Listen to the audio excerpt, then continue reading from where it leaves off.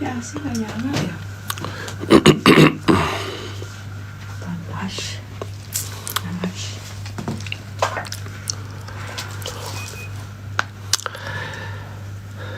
Assalamualaikum warahmatullahi wabarakatuh. Selamat malam teman-teman semua. Semoga semua sehat, baik-baik saja. Harinya hari produktif, hari yang menyenangkan. Alhamdulillah malam ini bisa kembali nyapa semuanya.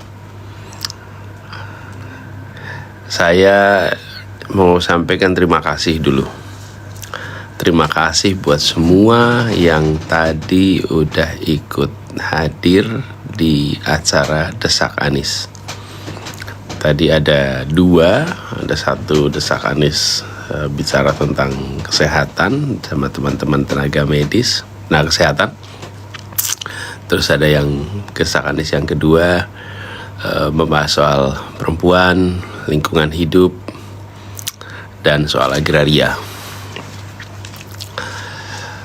Tapi secara khusus saya ingin terima kasih buat teman-teman humanis yang sudah mengirimkan food truck luar biasa. Saya ketika dengar, saya lagi di perjalanan menuju lokasi, terus dikirimin foto, Pak, ada food truck dari teman-teman humanis. Saya dikirim foto-fotonya, Masya Allah. Terima kasih. It is so touching. It is so thoughtful of you all. Terima kasih. Dan tadi saya bilang, itu ya, orang-orang baik-baik semua yang mau berbuat baik, berkumpul bersama orang baik dengan tujuan baik, datang berbagi. Jadi I cannot thank you enough. Terima kasih. Terus alhamdulillah acaranya seru. Ini hari saya berada di Jakarta. Sudah agak lama saya nggak di Jakarta, keliling ke beberapa tempat. Ini terima kasih yang udah pada join juga malam ini. Nanti saya akan cerita sebentar soal beberapa hal yang kemarin hari ini saya jalani. Makasih yang udah pada mendoakan sehat, Abah sehat selalu. Terima kasih dari warga DDI Mangkoso. Kemarin saya ke sana. Irsad, terima kasih Irsad.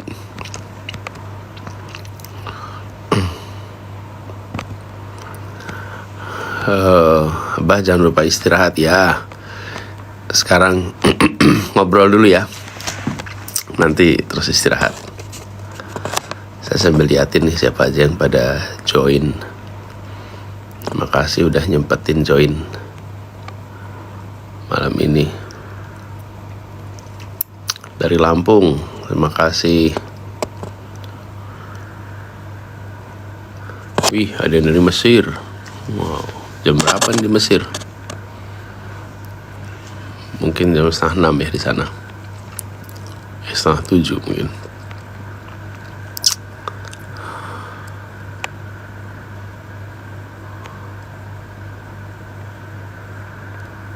Kemarin di Ambon, supir-supir angkot pada nggak narik, nyariin Abah. Oh ya, dari sel. Iya, kemarin saya ke Ambon. Saya cerita dikit tuh, saya ke Ambon. Jadi saya ke Maluku, ke Ambon. Sebenarnya perjalanan kemarin itu seperti napak tilas. Memang kemarin kita ke Ambon karena saya ada acara kampanye di sana, kampanye indoor di Ambon. Tapi buat saya datang ke Maluku itu bukan pertama kali. Justru saya sudah ke sana agak lama. Mulai dari 2007, 2007, 2008. Waktu itu saya masih tugas sebagai advisor bidang desentralisasi dan otonomi daerah. Tapi saya punya pengalaman yang unik. Saya ke Ambon tahun 2012.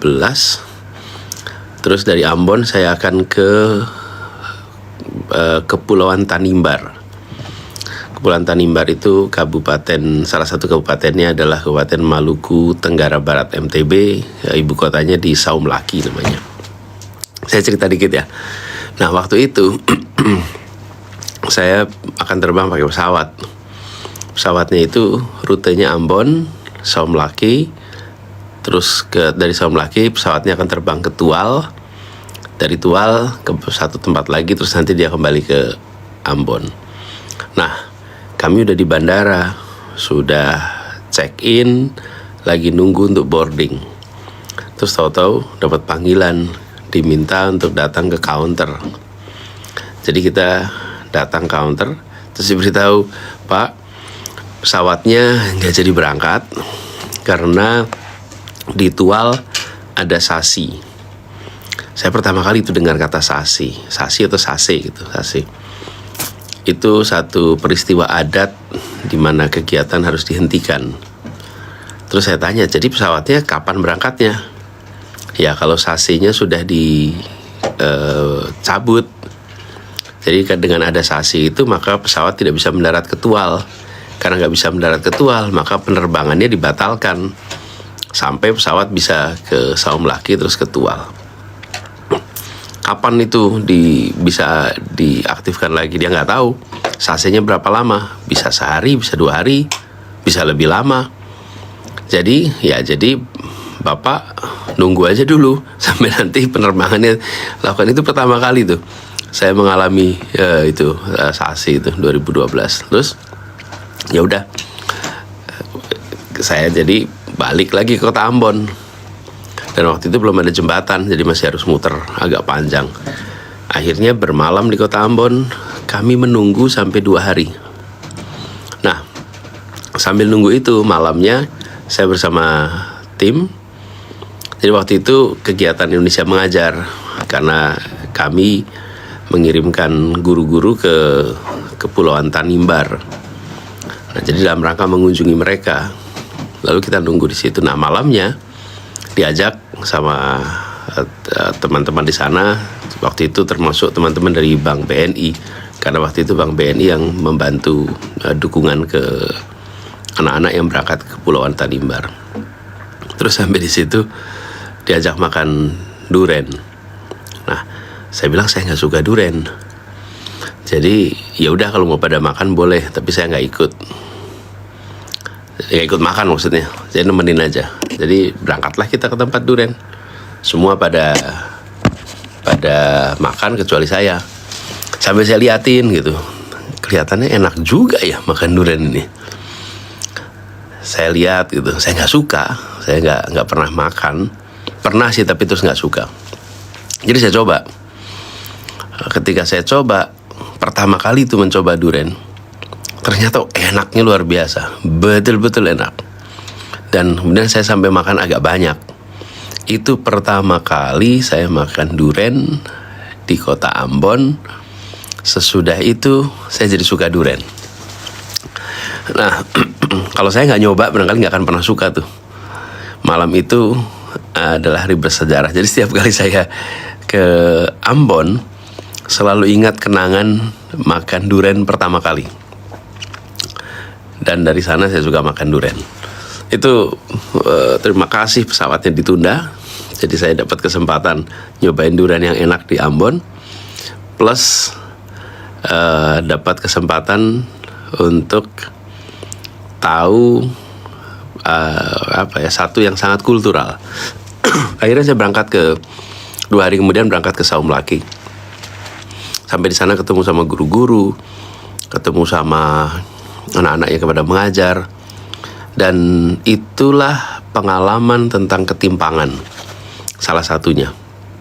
Dan kami memang mengirimkan banyak guru-guru di Maluku. Ada di Maluku, ada di Maluku Utara. Mereka mengajar beberapa tempat tuh gini. Dari Ambon mereka naik kapal 1 malam. Kemudian sampai Saumlaki. Sampai Saumlaki mereka naik kapal lagi ke pulaunya lebih kecil, itu 24 jam. Disitulah tempat mereka tinggal, mengajar. Tidak ada sinyal telepon, tidak ada listrik, selama 1 tahun. Jadi sarjana-sarjana baru yang berangkat itu luar biasa. Makanya pada waktu itu saya suka menyempatkan untuk berkunjung, ketemu langsung, lihat kondisinya. Nah, tapi itu juga yang membuat kami sudah bekerja di Maluku tuh panjang. Merasakan betul apa itu ketimpangan, merasakan betul apa itu konsep wilayah kepulauan, tantangan di wilayah kepulauan. Dan itu komitmen kita, karena tidak berada dalam pemerintahan, ya udah kita bikin gerakan untuk ngirim guru. Jadi ketika kemarin saya di Ambon, saya cerita pada teman-teman di sana bahwa ada tokoh agama, ada tokoh masyarakat. Saya sampaikan bahwa kami berbicara, saya ini berbicara soal ketimpangan, kemudian bicara tentang bagaimana kita menanggulangi ketimpangan itu. Ini bukan karena sekarang sedang menjadi salah satu kontestan, tapi ini meneruskan apa yang selama ini sudah dikerjakan, termasuk sudah bekerja bersama-sama di Maluku. Waktu itu kita banyak sekali, sampai sekarang masih terawat hubungan dengan orang-orang baik di Maluku yang sama-sama ingin memajukan pendidikan di sana. Jadi saya bolak-balik tuh. Terakhir saya ke Maluku tahun 2016. Waktu itu udah tugas di Kementerian Pendidikan. Tapi sesudah itu saya tugas di DKI. Nah, DKI itu jadi gubernur di Jakarta. Itu nama resminya. Kalau prakteknya namanya tahanan kota, karena nggak bisa pergi-pergi. Sibuk, tapi ya nggak pernah ke bandara, karena urusannya urusan di dalam kota terus. Plus kalau gubernur yang lain, wali kota lain, bupati, kalau ada pertemuan pemerintah, ya dipanggil ke Jakarta. Nah kalau gubernur Jakarta, ya nggak pergi kemana-mana, tinggal datang ke salah satu kantor aja di kementerian yang undang kita semua. Anyway, jadi kemarin ketika ke Maluku, lalu diskusi, ada desak Anies, kemudian ada obrolan dengan teman-teman aktivis. Rasanya seperti flashback. Dan bersyukur sekali bahwa dapat kesempatan untuk ikut dalam ikhtiar bahasa resminya itu mencerdaskan kehidupan bangsa di waktu itu, dan sampai sekarang kita masih ngirim guru-guru. Kebetulan sekarang ada di tim kita yang namanya Dedi sama Billy, 2 anak itu yang pada waktu 2012 berada di pelosok tempat di Maluku Tenggara Barat. Ini kalau teman-teman sempat liatin tuh. Terus ada satu pengalaman unik waktu saya ke sana. Saya diajak ke satu pulau namanya Pulau Selaru. Pulau Selaru itu lokasinya paling depan. Jadi Maluku yang paling bawah. Sesudah itu udah langsung laut lepas dan ke arah Australia. Lalu saya berangkat ke sana pakai kapal ke Pulau Selaru, ini pulau terdepan di Indonesia. Nah, kumpul dengan guru-guru, kira-kira 40-an orang gitu, guru dan teman-teman aktivis di sana. Pas waktu kumpul, mereka pasang tenda. Nggak ada ruangan khusus, pakai tenda. Lalu ketika acara mau mulai, salah satu teman di sana, Bapak aktivis itu, atau guru lah gitu, Pak jangan bicara dulu ya, tunggu dulu Pak sebentar gitu. Sebelum kita mulai, dia pergi jauh. Saya pikir pergi jauh tuh kemana gitu, saya perhatikan gitu, jalan agak jauh. Lalu balik lagi ke sana, saya tanya dari mana Pak? Nyalakan diesel Pak, katanya. Wih, jauh sekali dieselnya. Iya Pak, soalnya suaranya keras Pak. Kalau dieselnya dipasang dekat sini, nanti sound systemnya kalah sama suara diesel, ya, suara generator diesel. Jadi dieselnya taruh tempat yang jauh. Sudah datang, terus kita mulai. Dan ketika mulai itu apa? Bayangkan 40 orang di sebuah pulau terdepan yang belum ada listrik, tidak ada sinyal telepon. 40 orang ini berdiri lalu menyanyikan Indonesia Raya bersama-sama. Saya berada di situ. 40-an orang kita semua nyanyikan Indonesia Raya. Itu sambil menyanyikan saya itu merasakan betul di hati itu getaran. Ini seperti ngirimkan pesan. Anis, kami di sini jauh dari pusat kemajuan, jauh dari pusat perekonomian. Kami masih terbelakang, kami masih tertinggal di dalam fasilitas. Tapi kami tidak kalah cintanya pada republik ini dibanding dengan mereka yang hari ini sudah makmur. Saya rasanya seperti dapat pesan begitu. Karena bagi yang sudah makmur, bagi yang sudah mendapatkan janji kemerdekaan, menyanyikan Indonesia Raya itu, ya kita udah dapat dari kemerdekaan ini. Tapi bagi mereka yang masih jauh itu, jauh dari makmur, jauh itu, berada di tempat begitu tuh sangat menyentuh. Jadi saya gak akan lupa itu pengalaman bersama-sama dengan teman-teman. Dan mereka semua bicara tentang bagaimana pendidikan kita maju, bagaimana anak-anak kita di sana bisa sekolah dengan baik. Ya memang lokasi mereka itu jauh dari pusat perekonomian, pusat kemajuan. Tapi mimpi mereka itu tinggi sekali. Di situ salah satu inspirasi saya kemudian muncul gagasan yang waktu itu saya sempat tweet juga zaman itu. Lokasi lahir boleh di mana saja, tapi lokasi mimpi harus di langit. Dan di langit yang amat tinggi. Jadi jangan pernah takut untuk bermimpi, jangan pernah takut untuk bercita-cita. Apapun latar belakangnya, mimpilah yang tinggi, batasnya itu langit.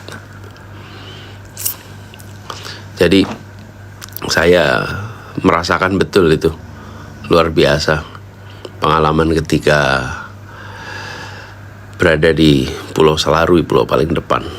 Kalau ada yang sempat boleh di Google tuh pulaunya. Itulah reflektif perjalanan ke Maluku. Dan saya senang sekali ketemu dengan begitu banyak orang-orang yang peduli tentang bagaimana memajukan wilayah kepulauan. Nah, dari Maluku berangkat ke Sorong. Nah, Sorong ini juga seru nih. Saya kembali ke Sorong, ini bukan pertama kali. Saya kembali ke Sorong, dulu saya pernah ke Sorong. Nah, di Sorong ini ada yang unik juga. Satu, ketemu banyak masyarakat di sana. Dan rata-rata yang berada di perkotaan itu mix antara warga pendatang dan warga asli Papua. Terus ngobrol-ngobrol, dan di sana saya ini ada yang coba spill videonya dong yang nyanyi Indonesia Raya itu. Nah itu dia di 2000, saya coba cari nanti, barangkali teman-teman ada yang merekam. Di 2012 itu aplikasinya masih aplikasi yang nggak secanggih ya sekarang gitu. Sekarang nih HP udah pada punya kamera lengkap. Dulu ada juga sih kalau nggak salah pakainya BlackBerry waktu itu masih.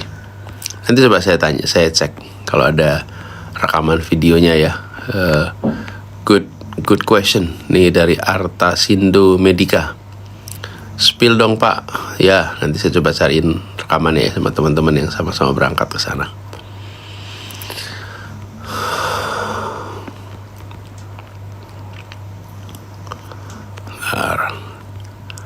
Oke, saya terusin cerita dah kalau gitu. Cerita dulu ya.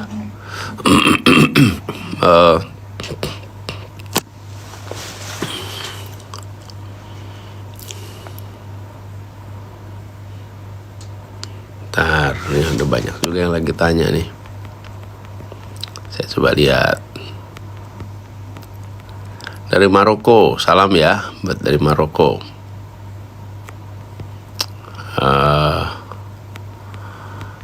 Apalagi nih, banyak juga nih, yang dari mana nih? Pada sebutin dong dari mana biar saya tahu yang pada datang.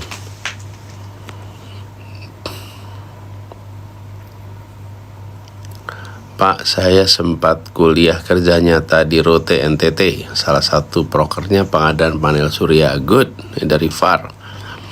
Kalau Anda KKN di NTT, di Rote, itu pasti pilihan Anda. Salut yang sudah mau berada di tempat-tempat yang jauh dari tempat Anda kuliah. Saya selalu bilang rasa hormat pada teman-teman yang memilih untuk berada di tempat yang jauh dari kenyamanan secara kebiasaan kita. Nyaman dapat sinyal telepon, nyaman dapat listrik, nyaman dapat jalan yang mudah, nyaman dapat kendaraan, ke tempat yang jauh dari itu semua.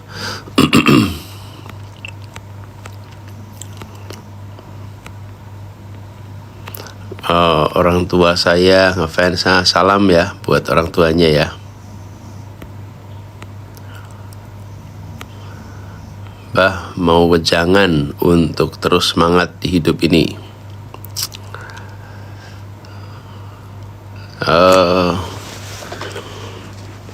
Syukuri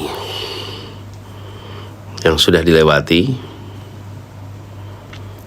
kemudian selalu berusaha untuk memperbaiki dan yakin bahwa besok akan lebih baik. Jadi syukuri yang sudah dilewati, selalu memperbaiki dan yakin besok lebih baik ya. Yunani hampir, wow, Yunani, salam ya buat yang di Yunani.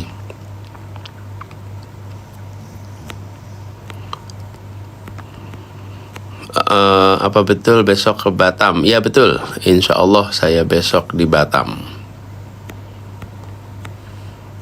Itu dari Mas Dede.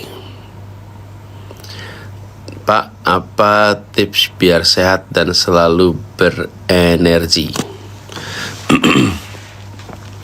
Nikmati yang dijalani, sukai yang dijalani. Jadi kalau kita mengerjakan dengan rasa senang, nggak akan melelahkan. Tapi kalau kita tidak menikmati, kita tidak menyukai, kita nggak menyenangi, udah pasti capek aja udah. Dan kerjakan yang kita sukai juga. Contoh ya, gini, ini pengalaman aja. Kalau saya jalan ke toko elektronika, maka saya bisa 2 jam, 3 jam di toko elektronika itu nggak ada capeknya, nggak ada bosennya. Bahkan bisa lebih lama lagi. Jadi saya dulu sering tuh, waktu masih lebih longgar waktunya, kalau selesai kantor, kemudian saya suka ajak salah satu anak-anak masih kecil, terus lihat ke toko elektronika. Woi, kita bisa sampai lama tuh di toko elektronika. Kenapa? Karena kita menikmati. Tapi begitu saya diajak sama Ferry, istri saya, ke toko pakaian, baru setengah jam sudah capek. Padahal AC-nya sama-sama nyaman, tokonya sama-sama nyaman, tempatnya juga nyaman. Kok bisa capek? Ya karena hatinya nggak di situ. Karena kesukaannya bukan itu. Jadi waktu saya di toko baju, setengah jam udah capek. Tapi begitu di toko elektronika, 2 jam nggak capek. Nggak ada perasaan kapan ya selesainya gitu. Nah itulah yang disebut ketika apa yang dipikirkan, apa yang dirasakan, dan apa yang dikerjakan itu sinkron, maka nggak akan lelah. Tapi kalau nggak sinkron, udahlah, it's a matter of time, pasti akan capek. Itulah sebabnya selalu berenergi, selalu menikmati selama kita masih menikmati. Gitu ya. Abah kapan ke Gunung Kidul? Ya insya Allah nanti balik ke sana lagi. Bah suka nasi goreng nggak? Iya dong, suka. Nasi goreng pasti.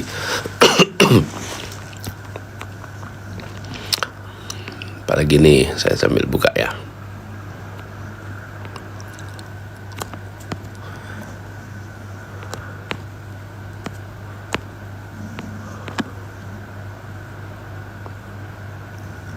Bah, besok beneran ke Batam? Iya, besok insya Allah ke Batam. Insya Allah. Halo, namanya siapa ya? Oh ya, namanya siapa? Ditulis namanya siapa? Oke. Abah, how much sleep do you need every day? Are you getting enough sleep? Perhaps my sleep is less than ideal. However, I feel good when I woke up in the morning. And I feel fresh. I think I enjoyed sleeping well rasanya. Jadi bangun pagi juga cukup. So when you ask me how much sleep do you need every day, I think in terms of need, perhaps 7-8 hours. That's the need. Tapi in reality nggak mungkin itu sekarang dikerjakan. Jadi sering saya tidur mungkin 4 jam, rata-rata mungkin 5 jam, 4 jam 5 jam lah rata-rata. Walaupun beberapa waktu kemarin sempat hanya 3 jam kurang. Tapi ya dijalanin aja. Nah kalau pas siang, setiap kali ada kesempatan di mobil, di penerbangan, sambil tidur. Itu kemudian bikin jadi lebih fresh. Nah sekarang saya mau cerita lagi nih. Pas saya ke Sorong. Pas Sorong itu selain memang bagian dari acara ada kampanye indoor di sana, saya juga mengunjungi sebuah tempat yang dibangun oleh adik angkat kami. Nama adik angkat kami itu namanya Safruddin Sabonama. Dia diangkat ya kayak diangkat anak oleh ibu dan ayah saya dulu ketika masih kuliah di Jogja. Jadi saya kemarin mengunjungi dan ada ceritanya nih, saya cerita dikit. Waktu saya masih di kampus jadi rektor, satu ketika di kampus tuh sekretaris masuk kantor, masuk ruangan. Pak, ada tamu serombongan anak-anak muda dari Papua. Katanya dia adalah adiknya bapak. Jadi saya kaget, adik saya dari Papua. Wah, coba namanya siapa? Terus saya diberitahu namanya. Namanya Safruddin Sabonama. Oke, saya selesaiin kerjaan, terus saya undang mereka ke dalam ketemu. Lalu ketemulah sama Safruddin ini dan teman-temannya. Lalu mereka cerita bahwa mereka naik kapal sampai ke Jakarta, kemudian ketemu. Terus saya tanya, ya, gimana ceritanya? Nah, disitulah kemudian saya pertama kali dengar cerita detailnya. Jadi Safruddin ini kuliahnya di Universitas Patimura, Ambon. Lalu terjadi kerusuhan di Ambon, kampusnya rusak, dan mahasiswa-mahasiswanya disebar. Nah, mereka disebar ke Jogja, mereka dikirimkan untuk kuliahnya di Gajah Mada. Jadi kuliahlah dia di Gajah Mada. Nah ketika kuliah itulah mereka kesulitan biaya. Lalu Udin ini dapat informasi cek kanan kiri bahwa ibu saya Bu Aliyah itu mengkoordinir beasiswa. Jadi dia datanglah ke rumah. Nanti pada waktu itu Udin cerita bahwa dia mampir di masjid dekat rumah. Masjid dekat rumah itu memang namanya Masjid Al Ittihad di Karangwuni, Jalan Kaliurang KM 5. Mereka rupanya sholat di situ, lalu ketemu ayah. Nah ini Udin cerita waktu itu, ayah saya itu bilang ketika ketemu, dari mana, dari Papua, kemudian mau apa, mau ketemu Bu Aliyah. Saya tanya udah makan belum gitu. Itu pertanyaan udah makan belum itu ciri khas almarhum ayah. Ayah itu kalau ada tamu yang datang pasti pertanyaan pertamanya itu udah makan belum. Apalagi kalau tamu reja, udah makan belum. Kalau belum makan, makan dulu. Jadi waktu Udin cerita bawa pertanyaan dari ayah saya, udah makan belum? Saya langsung bilang ini pasti otentik ceritanya. Karena saya kan baru pertama kali ketemu. Lalu dia cerita ketemu ibu di rumah, terus dia perlu beasiswa, lalu ibu membantu mencarikan beasiswa dan diberikan beasiswa. Itu kejadiannya tahun 99. Ibu bantu ngumpulin rekanan kiri itu, ngumpulin karena program beasiswa Orbit waktu itu sudah habis periodenya, harus menunggu 1 tahun, tapi mereka lagi butuh. Jadi menurut Udin, ibu melakukan fundraising sehingga anak-anak itu dapat biaya. Kalau nggak salah ada 4 orang katanya. Jadi mereka dapat dibantu biaya kuliahnya sampai selesai.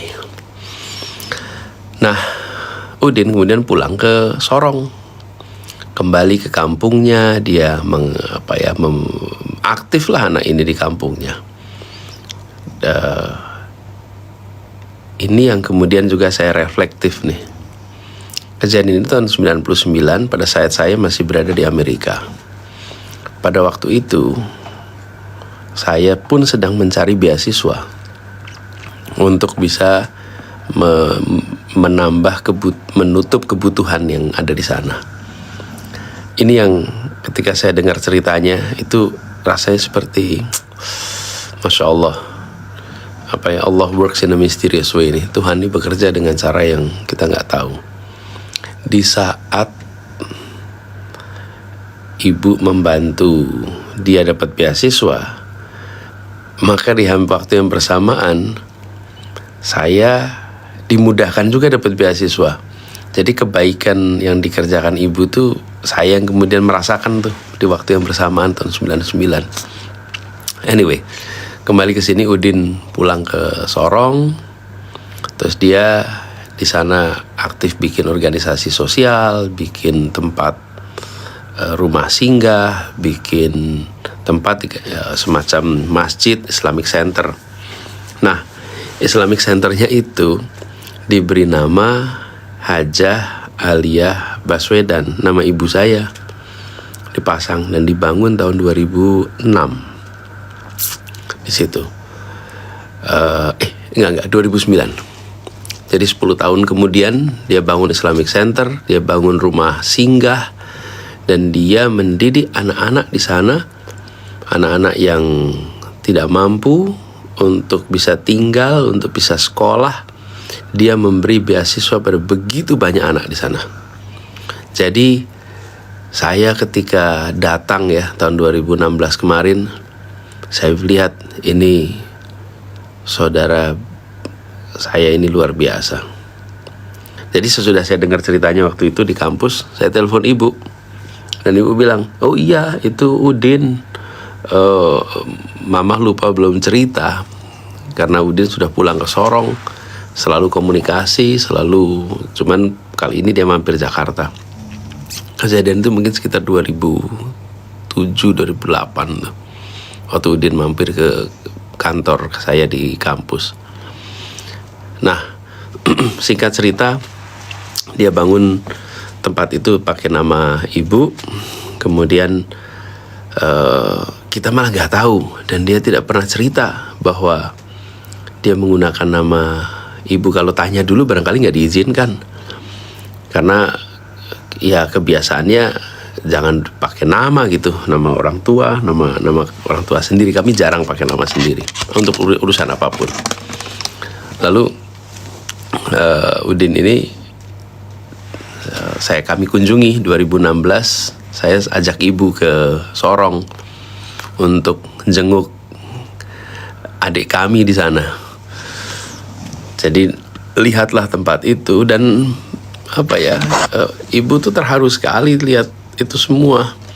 Karena bagi ibu, anak ini adalah contoh bagaimana dia dulu kuliah bebannya berat, biaya tidak ada, dan ketika dia sudah berhasil, dia bukan kemudian cari tempat di kota besar untuk hidup makmur, tapi dia kembali ke kampung halamannya dan mendidik anak-anak banyak sekali di situ.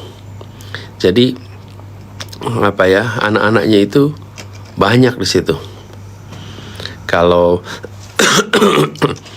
kita perhatikan, hidupnya itu seperti hidup untuk membantu orang banyak. Nah, tempat yang dia bangun itu namanya Haja Aliah Baswedan Islamic Center. Lebih unik lagi karena di situ ada plakatnya, diresmikan Islamic Center ini sama Wakil Gubernur tahun 2009. Plakatnya itu mengatakan bahwa gedung ini dibangun di atas 4 buah batu yang berlumur darah para syuhada yang telah mengering, yang diambil dari jalur Gaza. Jadi ada peletakan batu pertamanya itu 4 batu dari Gaza, yang di situ ada bekas darah orang-orang yang syahid di sana. Dan dibilang bahwa mudah-mudahan tempat ini menjadi tempat pendidikan. Jadi datanglah waktu kami ke sana tuh terharu sekali melihat ini, dan kita bersyukur bahwa menyaksikan seorang yang sudah dapat pendidikan tinggi memberikan manfaat bagi semua. Anyway, jadi kemarin saya datang lagi ke sana. Nah, sekarang dia menjadi anggota DPRD di Sorong dari fraksi PAN dan menjadi caleg di sana. Waktu saya mau datang, ini baru saya dengar juga dari teman-teman, rupanya dia dilarang untuk menyambut. Rupanya karena PAN itu ikut dalam koalisi lain, maka dia dibilang tidak boleh ikut menjemput, tidak boleh ikut bertemu.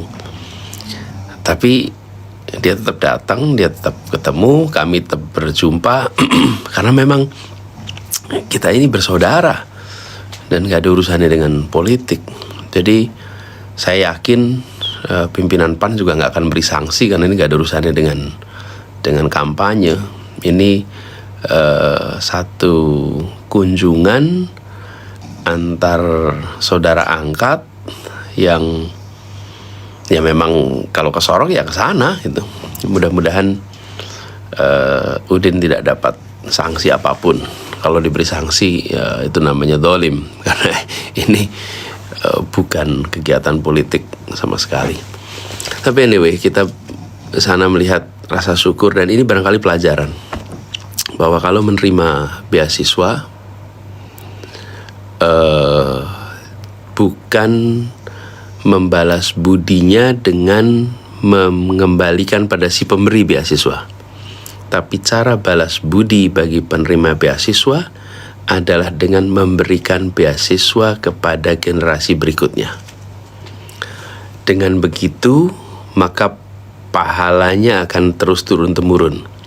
Dan selalu katakan kepada penerima beasiswa yang diberi beasiswa, nanti satu saat ketika kalian sudah menjadi orang, belum tanda kutip jadi orang, maka beri beasiswa bagi yang lain.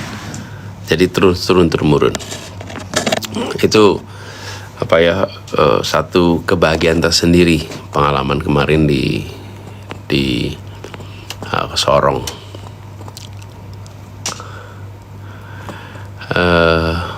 Abah pernah marahin pas anak buah salah?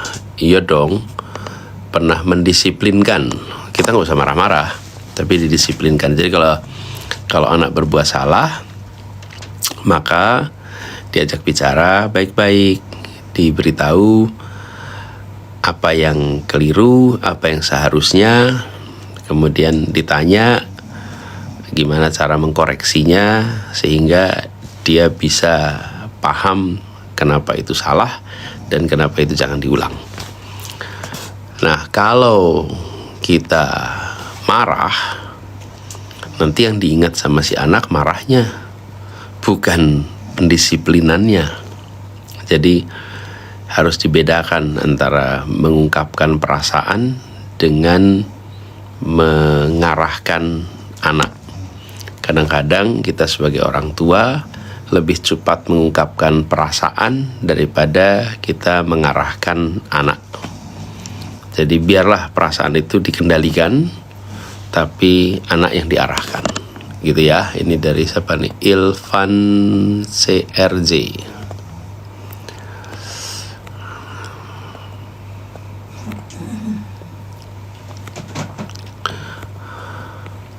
Inspirasi Indonesia mengajar dari mana, Bah? Denisa Andria yang tanya.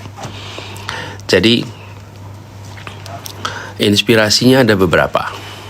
Nah, pertama adalah dari program namanya PTM, Pengerahan Tenaga Mahasiswa di tahun 50-an. Jadi pada tahun 50-an pemerintah membangun SMA di kabupaten-kabupaten hampir semua wilayah Indonesia. Nah, ketika pemerintah bikin SMA, bikin gedungnya gampang. Persoalannya siapa yang mau ngajar? Jadi kemudian pemerintah mengundang mahasiswa untuk jadi guru SMA. Itu namanya PTM, Pengerahan Tenaga Mahasiswa, untuk jadi guru SMA di pelosok-pelosok tanah air. Nah, mereka ada yang mengajar 1 tahun, ada yang 2 tahun, dan bahkan ada yang tidak pernah kembali lagi karena jadi guru terus di sana. Nah, program PTM ini yang memimpin waktu itu seorang mahasiswa namanya Kusnadi Harja Sumantri. Kusnadi Harja Sumantri ini menjadi rektor di Universitas Gadjah Mada pas saya masuk tahun pertama di UGM. Jadi itu rektor saya pertama. Nah, saya banyak dengar ceritanya dari Pak Kus. Saya sering berdialog intensif dengan beliau. Beliau seorang rektor yang sangat dekat dengan mahasiswanya. Nah, itu salah satu inspirasinya. Kemudian yang kedua adalah program pertukaran pelajar yang pernah saya ikuti, di mana kita tinggal bersama keluarga selama 1 tahun. Waktu itu saya masih SMA. Dan pengalaman itu memberikan exposure atas perbedaan budaya, perbedaan kebiasaan yang kemudian membekas sepanjang hidup kami. Nah, itulah inspirasinya. Kemudian kita susun program ide Indonesia Mengajar. Dan waktu itu ada yang bertanya, kita lagi diskusi tahun 2009 kalau tidak salah. Kami lagi diskusi, ada salah seorang yang bilang begini ke saya, Mas, kalau Mas Anies bilang masalah pendidikan di Indonesia itu adalah daerah-daerah terpencil, daerah-daerah yang sulit, nggak punya guru yang baik. Pertanyaan saya, mana ada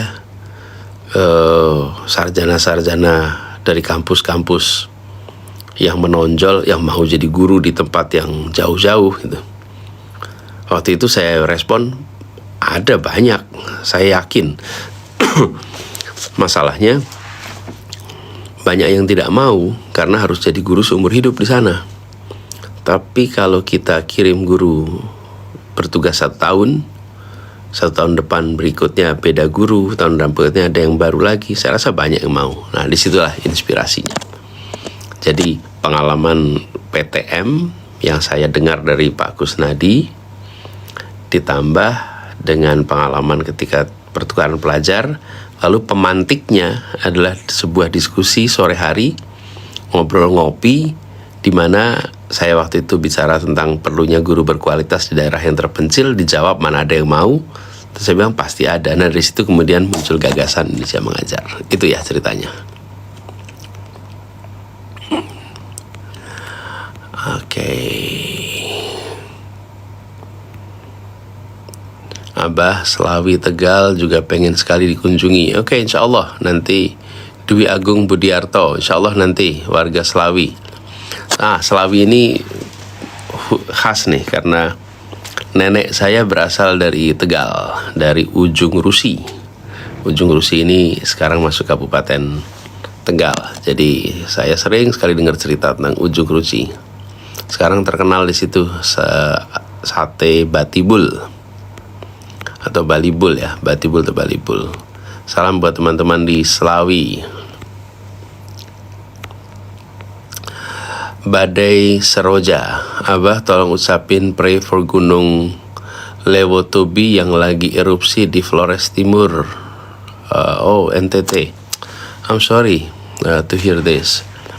Ya, mari kita doakan sama-sama buat saudara-saudara kita yang berada di sekitar Gunung Lewotobi.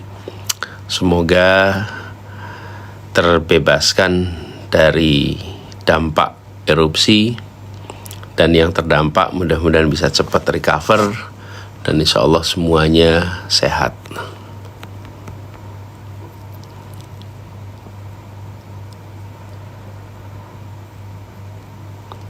Abah, bapak saya juga guru SD, SMP, SMA, dan dosen di STKIP.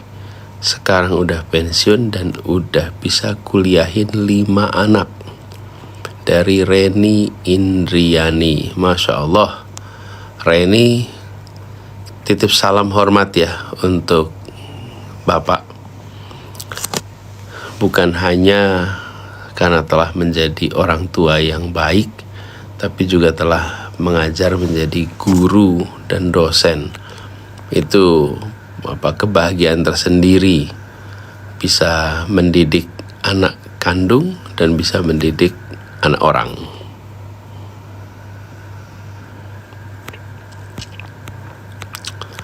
Oke.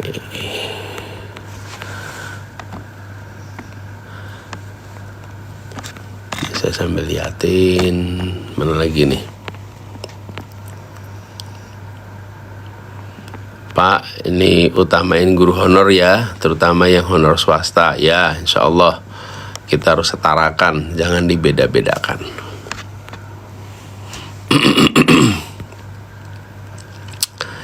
Erald, Abah aku ulang tahun hari ini. Hai Erald, happy birthday. Selamat ulang tahun, mudah-mudahan selalu sehat. Mudah-mudahan bisa melampaui semua rencana dan cita-citanya. Panjang umur. Selamat ulang tahun sekali lagi buat Erald. Abah sehat terus ya, Usna Asma ya, kita saling mendoakan.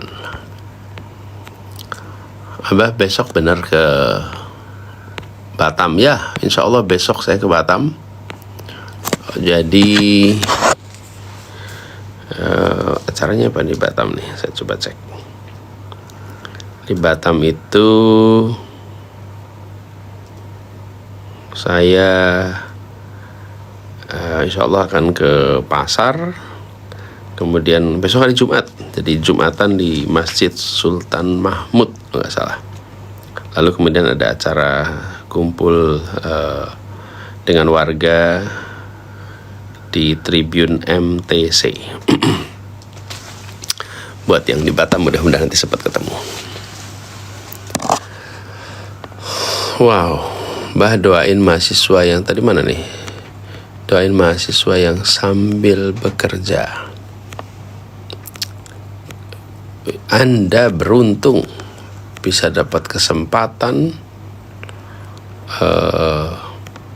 untuk jadi mahasiswa dan sambil kerja. Mungkin rasanya seperti beban. Jangan dipandang itu sebagai beban. Itu sebagai pengalaman ekstra. Mungkin menjalaninya menantang, tapi itu akan membuat Anda punya pengalaman menjalankan berbagai aktivitas bersamaan, sambil kuliah, sambil kerja. Abah doain ya kita mahasiswa yang harus sambil kerja ya. Namanya siapa nih? Namanya tulisannya huruf Korea aja nggak bisa baca. Oke. Rekomendasi buku bacaan untuk dibaca anak kuliahan di masa libur semester 1 menuju semester 2. Saya usul Anda pilih 2. 1, Anda pilih buku fiksi, novel atau kumpulan cerpen. Yang kedua, pilih buku non-fiksi yang temanya Anda sukai. Jadi yang satu merangsang imajinasi Anda, karena kalau baca buku fiksi itu merangsang otaknya untuk pikiran kita tumbuh imajinasi. Yang kedua, baca yang non fiksi untuk nambah pengetahuan. Pilih yang Anda sukai. Dengan begitu bacanya menyenangkan.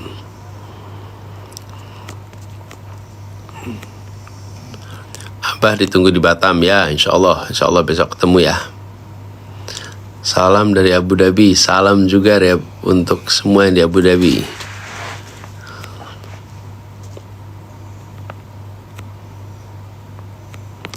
Abah pakai kartu SIM apa? Saya pakainya Telkomsel.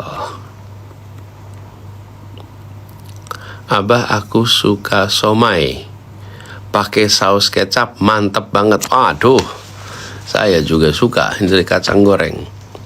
Somai pakai saus kacang, agak pedas, itu enaknya luar biasa. Udah gitu tahunya juga. Sayangnya sekarang udah malam, kita nggak bisa dapat itu sekarang.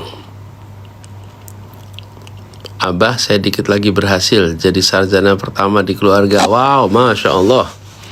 Catatan Nana. Selamat ya, Nana. Jadi sarjana pertama di keluarga. Jadi kebanggaan di keluarga. Insya Allah keberhasilan ini jadi awal untuk keberhasilan baru ke depan. Dan insya Allah Nana menjadi yang pertama itu nggak ada duanya. Tidak ada sarjana pertama yang kedua kali. Pertama ya cuma satu kali. Jadi nanti kalau ada di antara keluarga yang jadi sarjana lagi, ya itu yang kedua. Jadi pertama itu cuma satu kali. Jadi selamat, saya juga ikut bangga. Insya Allah jadi inspirasi buat adik-adik di keluarga besar ya.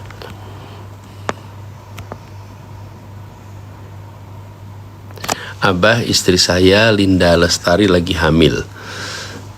Saya minta tolong doakan nanti anak saya cerdas. Dari Seruntul. Bung Seruntul dan Linda, selamat ya. Insya Allah kehamilannya lancar, persalinannya lancar, ibu sehat, bayinya sehat.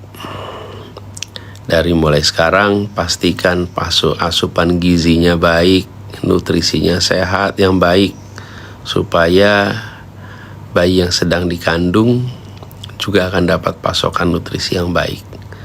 Lalu biasakan dari mulai sekarang ibu untuk mengatur waktu, mengatur kegiatan, bahkan mulai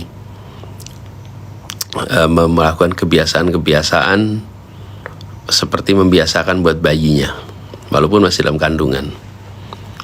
Nanti insya Allah lahir anak yang sehat, anak yang seperti yang diharapkan, cerdas, berakhlak, dan bisa nantinya membanggakan orang-orang tuanya, bisa menjadi pembuka jannah bagi ayah ibunya. Abah punya jurus 1000 bayangan ya? Soalnya ada di mana-mana. ya, saya lagi banyak keliling soalnya dari Citemku.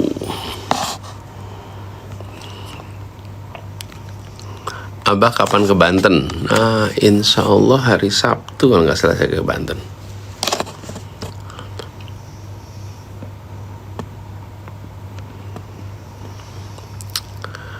Abah pengen dinotis, apa pendapat Abah tentang fisioterapi? Salam dari Bekasi, klinik fisioterapi. Ya, fisioterapis ini manfaatnya besar sekali. Banyak sekali di antara kita yang kalau mengalami problem di otot, saraf, ke fisioterapis. Terima kasih sudah milih menjadi yang membawa kesembuhan. Semuanya datang dari Allah, tapi Anda yang menjadi salurannya untuk ikut mengembalikan kesehatan semua. Abah bantu semangatin bisnis lagi bangkrut. Sedih bener Abah, ingat emak, ingat istri, ingat anak.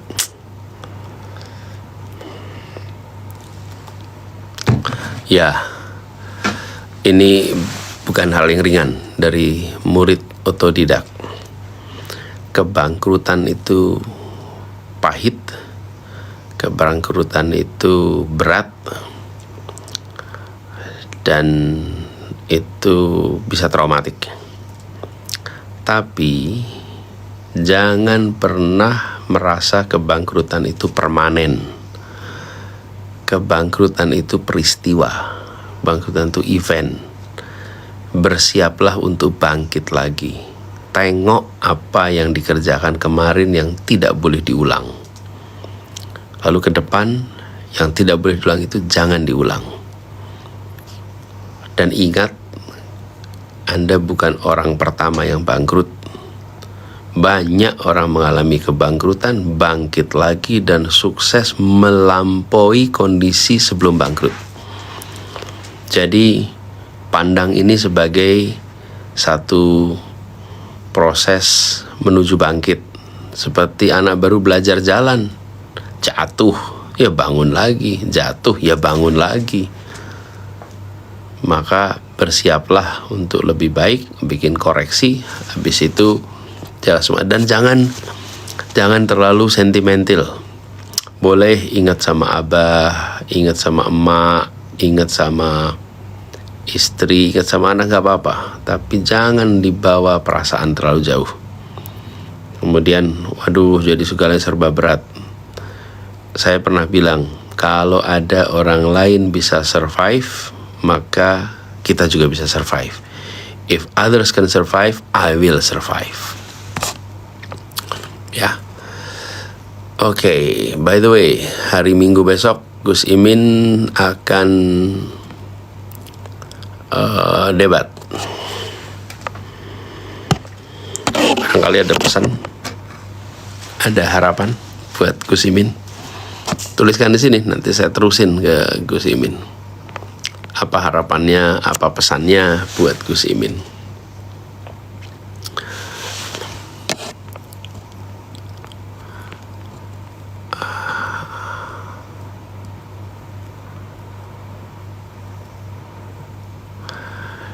Dava Chani, Abah, tadi aku naik taksi saat keluar bandara. Terus supir taksi bilang aku mirip Pak Anies. Alhamdulillah, kita mirip.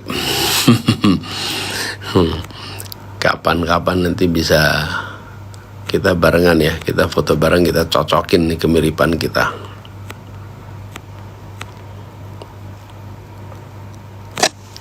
Waduh, ini baru jadi ketua BEM nih, Apois. Abah minta motivasi agar terus amanah. Kebetulan saya baru memegang jabatan sebagai ketua BEM. Gini, pemimpin muda itu diakui oleh sebayanya. Kenapa Anda disebut pemimpin muda? Karena sebayanya mengakui Anda. Kalau yang mengakui Anda sebagai pemimpin itu orang-orang tua, ya maka Anda orang tunjukkan, pejabat muda namanya. Tapi kalau Anda memiliki pengakuan dari sebayanya, nah karena itu ingat-ingat, ketika Anda jadi ketua BEM, what makes you a leader is your follower. Seseorang itu disebut pemimpin jika dan hanya jika dia punya orang yang mengikuti secara sukarela. If nobody is following you, then you are no leader. Dan kalau tidak ada yang mengikutimu secara sukarela, maka Anda bukan pemimpin. Misalnya dalam sholat nih, kalau sholat sendirian, walaupun di tempat kotaknya imam mihrab di masjid, nggak bisa disebut pemimpin, nggak bisa disebut imam. Jadi bukan karena dia berada di mihrab disebut imam. Dia disebut imam jika dan hanya jika ada satu orang aja muncul di belakangnya jadi makmum. Jadi yang membuat seseorang disebut imam itu kalau ada makmum. Nah, Anda jadi ketua BEM nih sekarang. Ingat, Anda disebut ketua karena ada anggota. Dan anggotanya yang membuat Anda disebut ketua. Karena itu, respect your follower. Hormati yang mengikuti, hargai, libatkan, sehingga mereka semua akan terus bekerja bersama dengan Anda. Leadership and followership itu seperti satu koin dengan dua sisi. Yang satu namanya leadership, yang satu namanya followership. Ingat-ingat itu ya. Selamat bertugas. Insyaallah jadi pengalaman yang luar biasa. Oke, teman-teman, udah malam sekarang.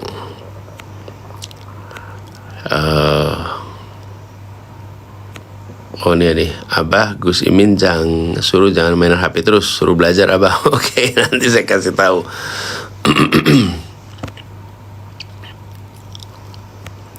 Izin Abah bertanya, bagaimana cara menjaga tempo bicara dalam menyampaikan materi?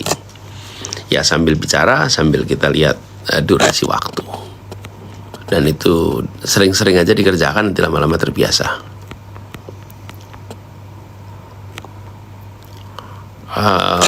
Bah, ceritain waktu jadi ketua Senat di UGM, apa yang paling berkesan? Namanya G Tanya. Gini dah, itu panjang ceritanya. Insya Allah nanti pas saya live berikutnya aja ya, biar ada kesempatan cerita lebih banyak. Oke. Nur Halim Tenjo 361. Abah doakan kami pasangan baru, punya anak baru 1. Oh ya Allah, anak kami sudah mendahului kami pergi. Ya Allah. Oh, jadi Ananda sudah wafat. Inna lillahi wa inna ilaihi rajiun. Adamallahu ajrakum. Semoga dukamu jadi pahalamu. Dan anak yang pulang mendahului pasti nggak ringan untuk ibunya, untuk ayahnya. Tidak ada ibu yang membayangkan harus menguburkan anak yang dilahirkan. Itu sesuatu yang amat berat. Jadi saya turut bersimpati. Semoga Nur Halim dan istri punya kekuatan. Insyaallah pasti kuat. Dan insyaallah nantinya dikaruniai anak yang tumbuh kembang sehat, soleh solehah, yang sudah mendahului, insyaallah jadi pembuka jannah, pembuka pintu surga buat ibunya, buat ayahnya. Dan ada kalimat yang mungkin pas di sini. The heaviest coffins are the smallest ones. Peti mati yang paling berat adalah peti mati yang kecil. Peti mati yang terkecil itu peti mati yang paling berat. Jadi itulah pesan peti mati anak-anak, itu jauh lebih berat dibandingkan peti mati orang dewasa. Karena peti mati anak-anak itu menggambarkan beratnya rasa kehilangan orang tuanya. Tapi saya yakin insyaallah bisa dilewati. Saya cerita sedikit nih soal ini. Saya berumur 9 tahun ketika adik saya berusia 7 tahun wafat. Dan wafatnya mendadak. Karena adik saya namanya Haifa. Waktu itu kami lagi liburan dari Jogja ke Jakarta. Dan pada saat itu menjemput kedatangan keluarga yang habis pulang haji. Jadi kami menjemput di Bandara Halim. Ayah dan ibu di Jogja. Saya libur dengan paman dan tante ke Jakarta. Nah, pada saat sedang di Halim, adik saya jalan kaki, gitu, rupanya ada lemari yang tidak stabil jatuh dan mengenai kepalanya. Dia kena lalu meninggal di tempat. Usianya 7 tahun. Saya keluar dari ruangan toilet, Mas, lihat ada darah itu di situ. Saya kaget sekali dan tapi nggak tahu kalau itu adalah adik saya. Umurnya 7 tahun. Ayah ibu di Jogja. Lalu anaknya meninggal di Jakarta. Itu sebuah ujian yang luar biasa bagi ibu, bagi ayah, bagi saya yang pada waktu itu masih berusia 9 tahun. Tidak ringan, tapi kita semua dibekali untuk bisa menjalani masa-masa seperti ini. Tawakal bukan hal yang ringan sama sekali. Jadi saya ingin sampaikan buat Nur Halim bahwa yang Anda jalani bukan yang ringan, tapi insya Allah Anda bisa lewati. Kami pernah mengalami, sama sekali tidak ringan, tapi kita semua menjadi lebih kuat, kita semua menjadi lebih kokoh imannya, dan dengan keyakinan bahwa anak ini putra pertama, anak-anak yang masih belum punya dosa, dipanggil pulang oleh Allah dalam keadaan bersih, insya Allah berada di surganya. Jadi seperti yang saya bilang tadi, insya Allah dia menjadi pembuka pintu surga untuk ayah ibunya, ya.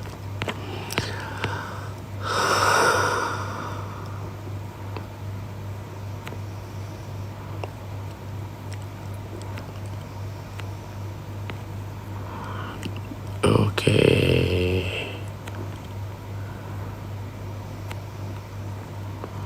Woi, masih banyak nih rupanya. Oke, teman-teman, udah agak malam nih.